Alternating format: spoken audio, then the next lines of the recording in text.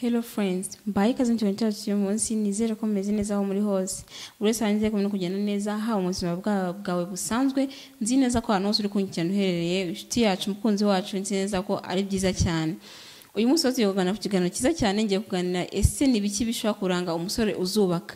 Ni uwuhe musore ushaka kubona mu rukundo ukumva nyine ugomba kumukomeraho. Nakubwiye iki rero, niba uri umukobwa urengeje imyaka 21 kuko niyo myaka yemerewe kuba washaka umugabo mu mategeko y'u Rwanda, nakubwira ngo uyu musore ufite zino ngeso cyangwa se umusore witwara mu buryo ngiye kubwira, nakubwira ngo niba umufite ntumuveho ntumurekure, nakubwira ngo ubone ko ari umugabo ufite icyerekezo kandi mushaka kuzagirana ejo heza, kandi koko ugukunda by'ukuri atari ukubeshya. Impamvu kuri iki gihe usanga akenshi bikunze kuba ugasanga mu rukundo byabaye ibintu utamenya, ntago wakizera umuntu, ntago wamenya, ariko bino bintu ngiye kubwira niba umusore abifite cyangwa se niba bikora, nakubwira ngo umukomereho. Ikintu cya mbere rero ni umusore ukwitaho.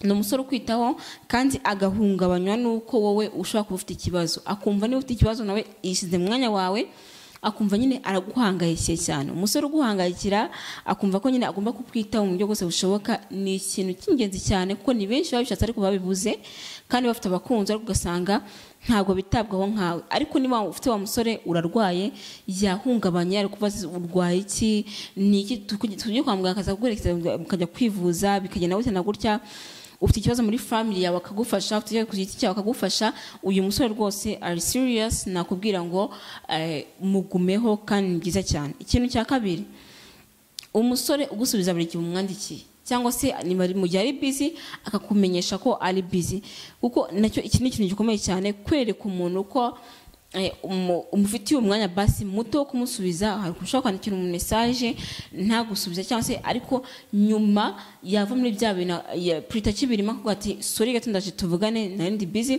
yarenza kandi agatayongera kuguhamagara utarinze kongera kumwihamagarira, atavuga ati wari wanshitse ariko ndi busy, akakubwira n'ibyo yararimo. Nagira ngo uyu musore ni umuntu mwiza cyane kandi burya biba bikoreka ko agufitiye umwanya kandi yumva ko nyine uri umuntu w'ingenzi mu buzima bwiwe kandi no ku ruhande rwiwe uri umuntu w'ingenzi cyane.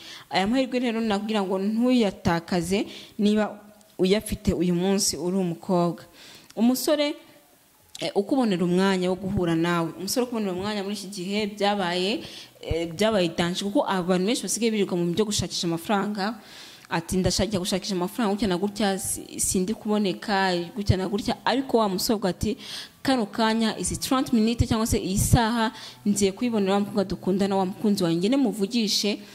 Nakubwira ngo ni ikintu cy'ingenzi cyane kandi ni ikintu ugomba kumva ko watomboye. Niba ufite umusore wacu kuguha umwanya cyangwa se akakubwira ati uyu munsi tubonana, kandi mu by'ukuri ko afite akazi, afite myinshi yirengagije kugira ngo mashaka mwahura, nakubwira ngo ni ikintu cyiza cyane. Kandi uyu musore ni umusore koko uzubaka urugo rugakomera, kuko no mu rugo rwawe azajya ashaka kubonera umwanya, ntago ari umuntu uzaba uri busy cyane, ntago ari ufite ibintu byinshi zabahugiyemo kandi nubwo yaba bifite ariko baje kubonera akanya gatoya cyane. Ikindi ni umusore ukuze mu mutwe. Iyo mvuga umusore ukuze mu mutwe, ni umusore nyine ufite ibitekerezo bizima, ubwira ikintu no kumva guhaye inama ya nyayo nzima.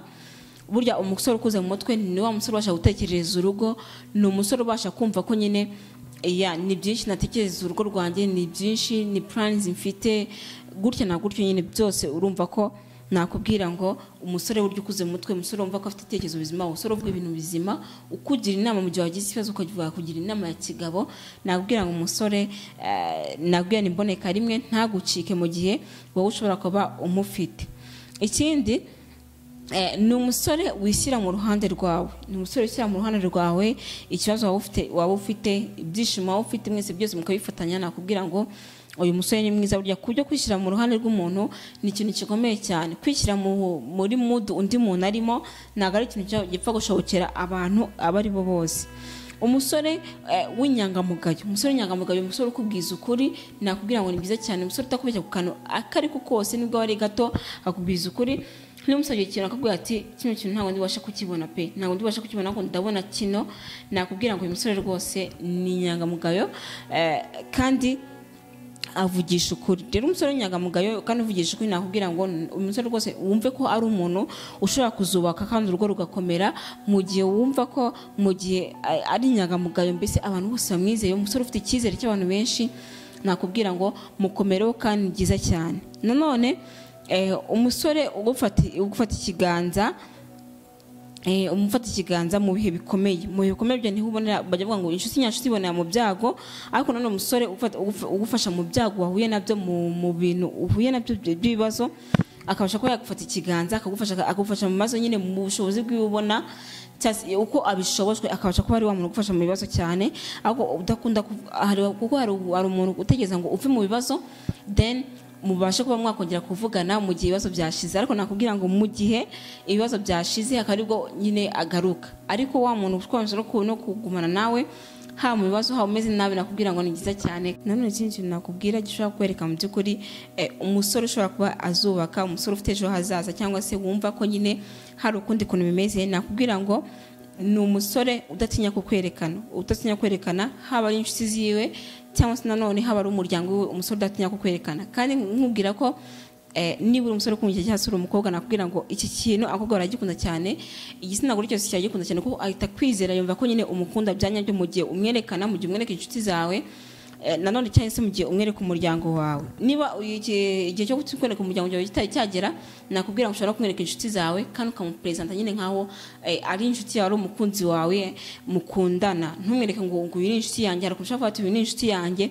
Ibyo ku gitsina gore ntabwo biba bihagije, ahubwo ugomba kuvuga uti uyu ni umukunzi wanjye mfite.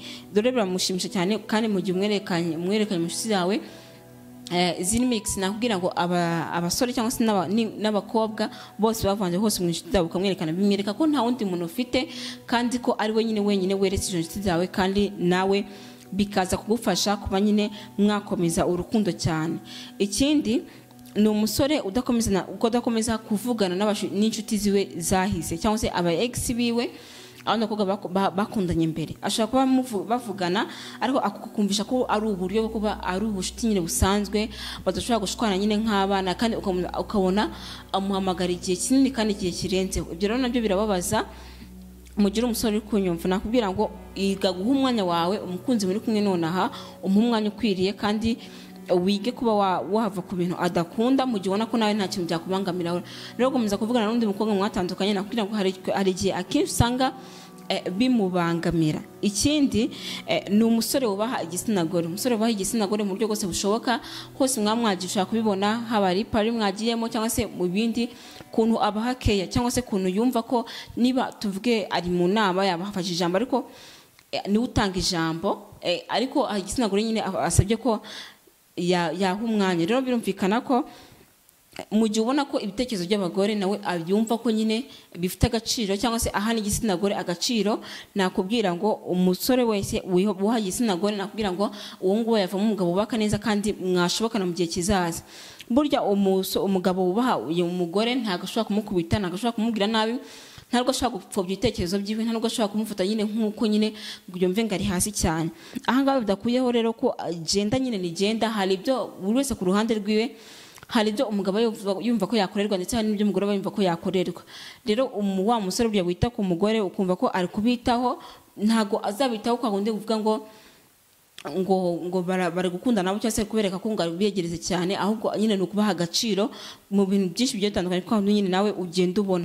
Nakubwira burya umusore uzavuga ko ari umusore ushobora kuzubaka kandi mwiza cyane. Umusore ubasha gusaba imbabazi, buriya ni ikintu kigoye ku gitsina gabo, kuvuga ngo ijambo mbabarira ni ikintu udashobora kwiyumvisha wowe mu gihe uri umugore cyangwa se umukobwa, ariko ni ijambo burya ribakomerera cyane kuba yavuga ngo mbabarira. Rero umusore uvuze ngo mbabarira, akagomba kubwira ijambo ngo mbabarira, biyangukana gutya, nakubwira ngo umva ko mu gihe yakosheje, cyangwa se mu gihe ubona ko ibintu amahane atangiye kuzamuka, agahita avuga ijambo mbabarira, nakubwira ngo uyu musore umukomereho, kandi wumve ko uyu musore ari umusore ushobora kuzubaka mu gihe umufite urengeje ya myaka nakubwiye 21, nakubwira ngo ntuzamuveho, ni byiza cyane. Ikindi ni umusore ugushyira mu mwanya wa mbere, umusore ugushyira mu mwanya wa mbere, akumva ko niba hari ibintu ari gukora ariko nawe akagutekereza akagutekereza kandi akakwereka ko muri kumwe. Ntago akenshi ashobora kuba ari mu business cyangwa se mu kandi kazi kagiye gatandukanye, yego ntago mushaka kuba muri kumwe cyangwa se ngo akareke kubera wowe, ariko nawe akwereka ko akwitayeho kandi akwereka ko nyuma y'akazi ni wowe muntu mu nshuti ziwe zose, ni wowe nshuti we magara kandi ni wowe mukunzi wiwe, aho umwanya kandi akaguha nyine umwanya ukabibona pe, agushira umwanya wa mbere mu gihe ari mu kazi, akakwandikira SMS ati nagukumbuye bimeze gutya na gutya.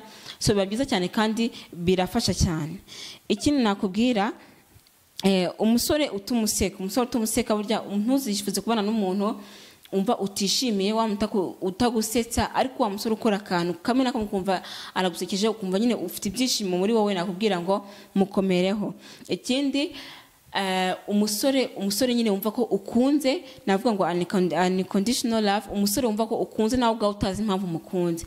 Hari defu mubonaho, hari ukundi kuntu umva kutagenda neza, hari akantu ubwo kumva karakurakaje, cyangwa se hari ukundi nyine ubona afite akadefo ariko byanze bikunze still uracyamukunda. Nakubwira ngo uyu musore koko uru nirwo rukundo rwa nyarwo, niwe muntu nyine ukunda ariko abandi nyine ntago ubakunda. Rero nakubwira ngo niba umufite uyu musore, nakubwira ngo mukomereho, burya bibaza gufasha cyane. Hari icyifuzo, ikibazo cyangwa igitekerezo, muri comment hasi nakubwira kana subscribe kugira ngo video yose izagisohoka ijye kugera neza nta kibazo. Kandi nakubwira ngo welcome back ku Mahombezi TV, uzakomeza ugaruka, bizadushimisha cyane. Comment yawe hasi rero. Mwari kumwe nangize na Mupenzi Risi, bye bye naho